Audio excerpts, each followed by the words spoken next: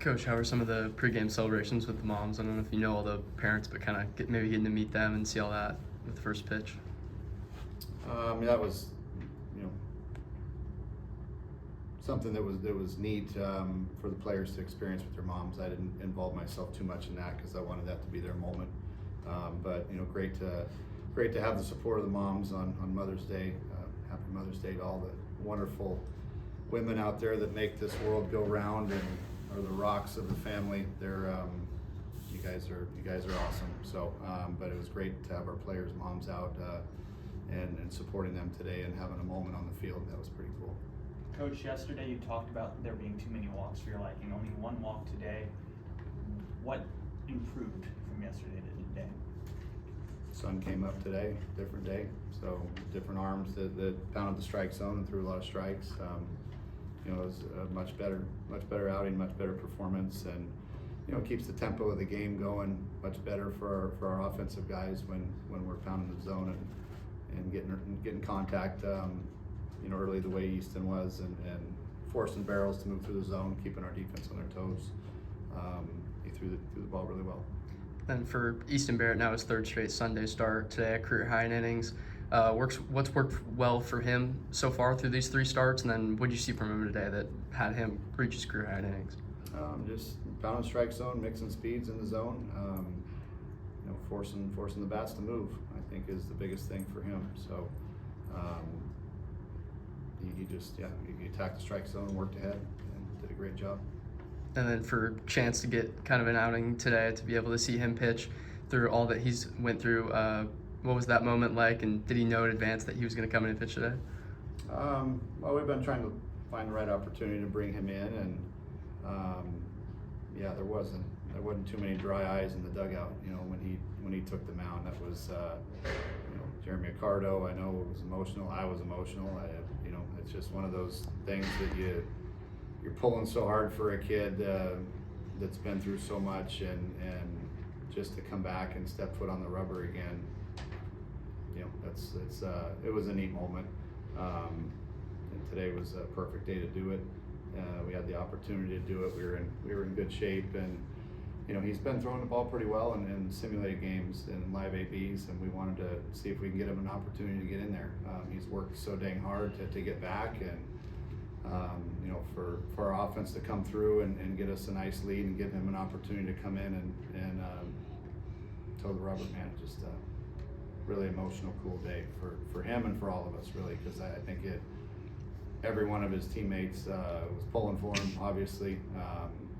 Guys down in the bullpen, you know, called down and said, hey, can we all come down to the dugout when Chance takes the rubbers? We all want to be down there. I think that's a tribute to a leader, a kid that is just loved in that clubhouse by everybody, and everyone knows what he's been through in this clubhouse, and for him to, again, get that opportunity was just really a special moment.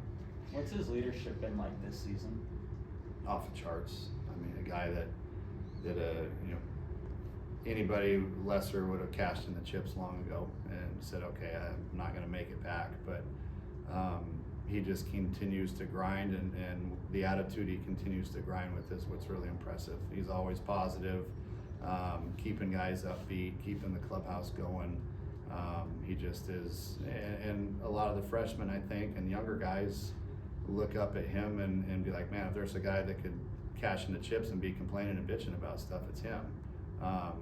But instead, he's what a true leader is about, and just you know, keeps his chin up, works hard, doesn't complain about not getting on the mound, understands the situation, and just keeps a great attitude and keeps the clubhouse going. So again, I don't think there was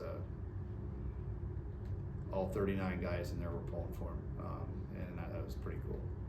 And Coach, when you talk about bouncing back, I mean, obviously losing games of the series, but then coming back and winning series, and just to kind of tie that into Easton's performance, he gives up the home run, bounces back, and then the defense is there. But that message that you've kind of been sending, I mean, I know you probably feel that it's sunk in with them, but what does it say just about their grit and their grind to be able to bounce back like this? Well, it's a tribute to those guys in there. I mean, we preach it, but they got to take it to heart and put it into play, and they do. I mentioned you don't like to get in the habit of having to respond to adversity all the time, but these guys certainly have. You know, when things get thrown at their way, they bounce back. You know, now the message is, can we just be consistent where we don't have to respond to that adversity all the time? You know, coming down the stretch here, it's you know, every game's important always, but if things get thrown at us that are negative, we are able to bounce back. We've proven that time and time again, and that's a tribute to their resiliency and their mindset. Now let's just not have any more, you know, those type of, you know, major letdowns where we have to bounce back from. If we can just continue to ride the positive train, you know, all the way through these last 4 games, that'd be helpful.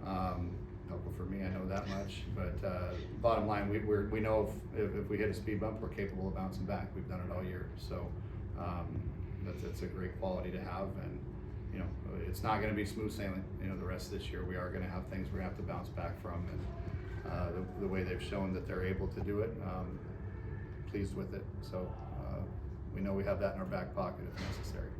You talked about how anybody in this conference can beat anybody. Well, this weekend, Arizona dropped their series to Utah, West Virginia lost to Kansas State.